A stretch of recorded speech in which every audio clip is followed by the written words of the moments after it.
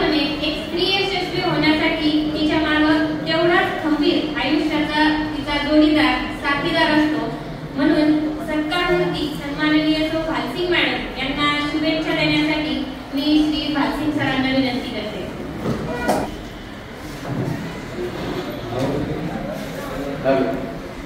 सन्माननीय व्यासपीठ विद्यालयाचे प्राचार्य श्री खपलर सर, उपप्राचार्य लंके मॅडम, त्याचबरोबर देशमुख मॅडम, त्याचबरोबर माझे मित्र या ठिकाणी कदम सर, सर्वच परिचित आहेत. म्हणजे मी मध्ये चक्कर मारायचं योगाचा मी प्रोग्राम केला तिथे आठवत असेल. योगाचे डेमॉन्स्ट्रेशन दाखवले तुम्ही. मी तसा फिजिकल डायरेक्टर NCC ऑफिसर विदर्भाला जवळजवळ 35 वर्ष त्या ठिकाणी शिक्षण पर्यवेक्षण सेवा दिला. पण कुटुंबामध्ये एकत्र नवरा बायको प्रतिपत्ती आपण एकत्र काम करतो त्यावेळी दोन्ही चाके हे समांतर चालले पाहिजे. आणि त्याप्रमाणे मला त्या आयुष्यामध्ये साथ दिली आपल्या कुटुंबामध्ये ते साथ मिळाली. म्हणजे आज जवळजवळ 25 वर्ष अपडाऊन चालू आहे. 25 वर्ष अपडाऊन मी सहज कॅल्क्युलेशन केलं किंवा किती किलोमीटर आपण फिरला असेल, किती पैसा खर्च झाला असेल, तर 8 ते 9 लाख रुपये नुसते प्रवासात केले. आणि पूर्ण भारताला 3 चक्कर होते जेवढा प्रवास त्या ठिकाणी झाले.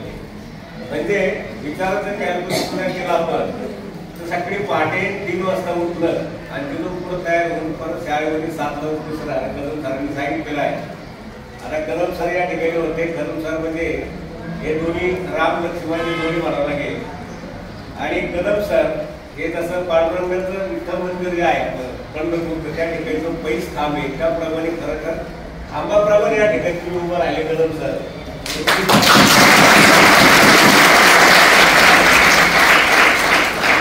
म्हणजे ज्यावेळी एखादं काम असतं नेहमी कदम सरांच्या त्या कम्युनिकेशन मध्ये काम चालू असतं त्यावेळी तुम्हाला सांगत असतात की कदम सर आहे हे सगळे व्यवस्थित पाहतात आणि सगळे व्यवस्थित करू. पण आता मी जर रिटायर झाले, रिटायर म्हणजे आता समजा वयमानुसार आपल्या प्रत्येकाला सेवानिवृत्ती घ्यावं लागते. पण रिटायरमेंट त्यांचा हात मोडण्यासारखं झाले आणि तो घटक साहजिकच आहे. संस्थेची कुठली भरून निघणार नाही.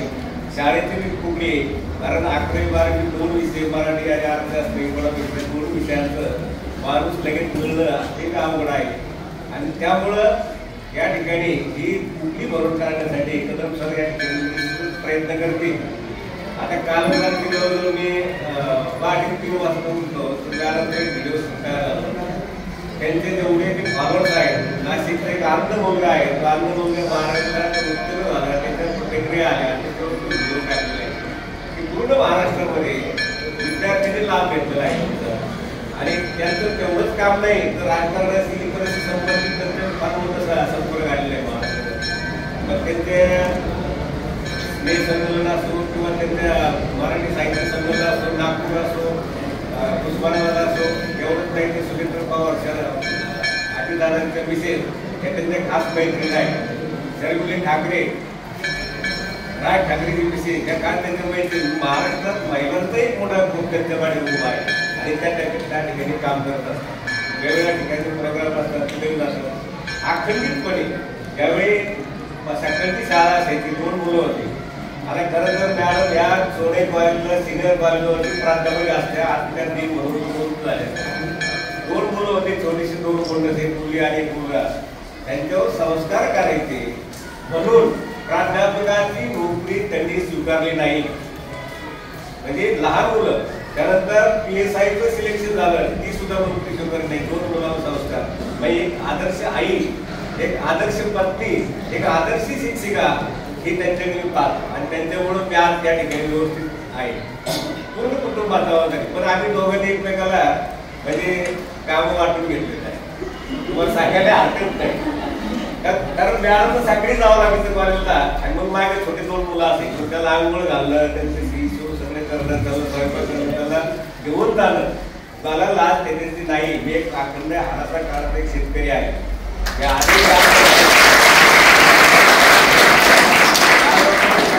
आणि तुम्ही सुद्धा आलो नका. तुम्ही तुमच्या कामामध्ये स्वतः सकाळी ते गेल्यानंतर मी मुलांचं पूर्ण नाश्ता स्वयंपाक आजच करायचो. कधी नगरला राहायचं त्यावेळी तर मी स्वतः राहिला आणि 1 वर्षभर त्या नगरला मी गावाकडे फार्म हाऊसवर, कारण तिथं राहावं लागायचं. मग मला स्वतःला करायचं, त्यालाही स्वतःला करायचं, मग मला आवडून तयार होऊन परत शाळेत जायचं आणि बाकीचे कामं करायचं. तर यासाठी त्यांचं एक मोठं योगदान मला लाभलेलं आहे, फार मोठं योगदान. आणि त्यामुळं आज पूर्ण महाराष्ट्रामध्ये मानसिक मॅडमचं एक चांगले आहे ते तुम्हाला पाहायला मिळत. त्याच्यावरती अनेक प्रतिक्रिया येतात. शिक्षकांनी या ठिकाणी सांगितलं आहे, वेगवेगळ्या सगळ्या अनुभव त्या ठिकाणी दिले आहेत. मुलं संस्कारित बनलेले आहेत त्यांच्यामुळे. शाळेतल्या मुलांचे त्या आठवणी सांगत असतात, कोणते कोणते मुलं आहेत. सगळे आज मला त्या तुमच्या विद्यार्थ्यांनी पुष्पा येणं म्हणते ते म्हणे मला यायचे. मग मी सगळी फोन केला घेऊन लहान सगळ्या त्यांना घेऊन येऊ. त्यानंतर जाऊन एकदम पोलीसवर इथं येणार होता. म्हणजे असं नाही किंवा आपल्याच कुटुंबाकडे बघायचं नाही, इतर मुलांना मी ते सुसंस्कृत करायचं. माझ्याकडे तुम्हाला एक उदाहरण सांगायचं म्हणजे काल परवा तुम्ही बातमी ऐकली असेल की सोमनाथ घोटे नावाचा एक विद्यार्थी हा क्लास 2 ऑफिसर शिक्षण स्तराधिकारी म्हणून निवड झाला.